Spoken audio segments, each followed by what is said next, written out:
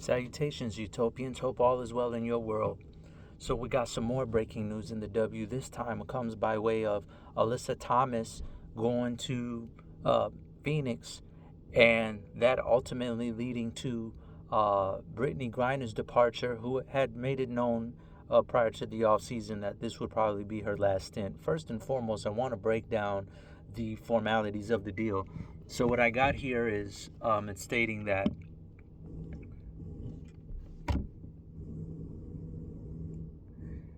it's going to be Rebecca, it's going to be Alyssa Thomas, and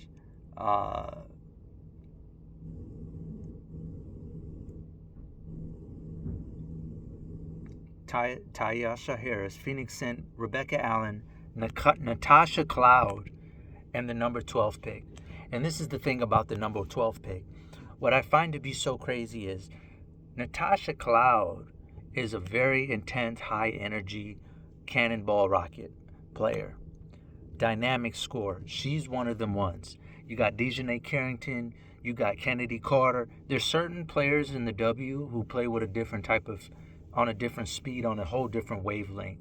And you're starting to see these new explosive guards that have never been seen before. I'm talking Natasha plays like a turbo, like a straight up turbo kid.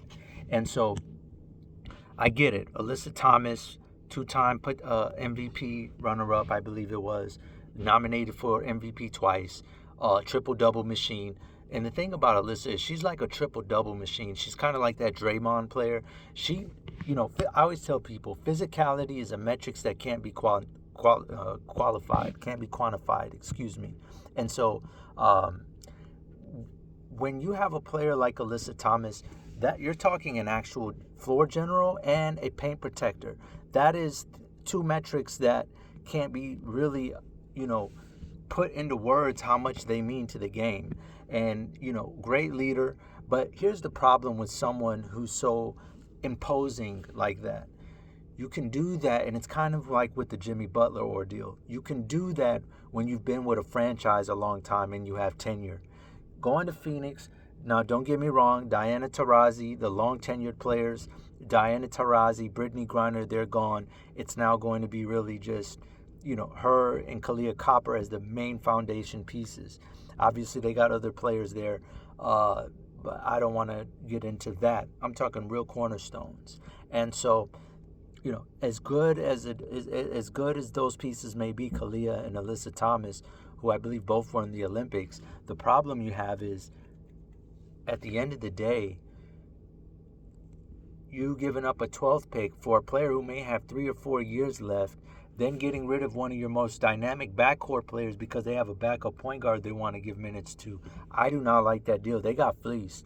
I think Phoenix got fleeced, and I think it's because they panicked that Brittany Griner was leaving, and she just recently, in the same day, announces that she's signing to the Atlanta Dream. Now, Tina Campbell, she's second all-time in scoring in the WNBA history. I don't know what that means for her, but it's going to be a unique situation because right now you have two legendary front court players. Mind you, Ryan Howard is there, and then you also got,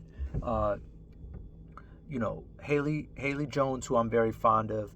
She's going to open up the paint. Brittany's going to protect the paint. They have a penchant for going after veteran players, big name veteran players in Atlanta. Brittany Griner, obviously, had that ordeal in Russia, and so I think when she got back to the States, it was just about a change of scenery. Walk with Diana Taurasi. She had one more year left on her deal. Walk with Diana Taurasi into this retirement, which she is now retired, and then go on and do her own thing and create new journey. It is unfortunate. I don't like watching legends go to new franchises after being there. She's been over there well over a decade. And so, to me, it's unfortunate in that kind of way. But then when you factor in, the actual point that she needs to create new beginnings after what happened, or I'm sorry, just say Brittany needs new beginnings, then that was necessary. But I think Phoenix ultimately panicked and got out there and said, we need to make a quick replacement, and that's where this is happening. But to be honest with you, I think they overreached, giving up a 12th pick. The W, I'm noticing a trend, values their veterans more than a lot of lottery picks.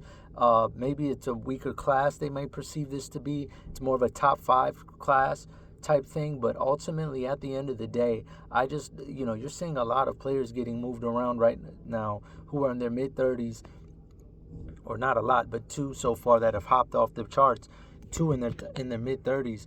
I wonder what this spells for Dejanay Carrington, because Natasha Cloud and Dejanay Carrington as a lethal backcourt is amazing. And, I think Connecticut has a lot of money to spend this offseason, so it's going to be really interesting. But if Dejanay returns with Natasha Cloud, they're going to be a sick backcourt duo, fully 94 feet, high-intensity team. I didn't even realize, I just mentioned Dejanay, and I completely forgot that they could end up being teammates. That'll be one of the most explosive backcourts in WNBA history. And I'm no sensationalist. This is just pure facts. I'm speaking straight facts. That if they get Dejanay to re-sign, it's over. That's going to be a team that's must-watch television. And those guys, they play the game correctly. That's what I really like. But I'm telling you right now, Connecticut is gearing up. If they get Dejanay, it's going to be crazy. And then they got the 12th pick, so they're going to get younger, faster. I know DeWanna Bonner's still up in the air. That's another vet. Tina Campbell's on another vet.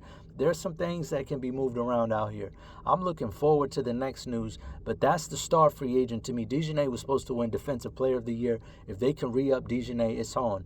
All right, Utopians, I hope this was informative, nice, sweet, to the point. I'll try to do better next time. Global, out.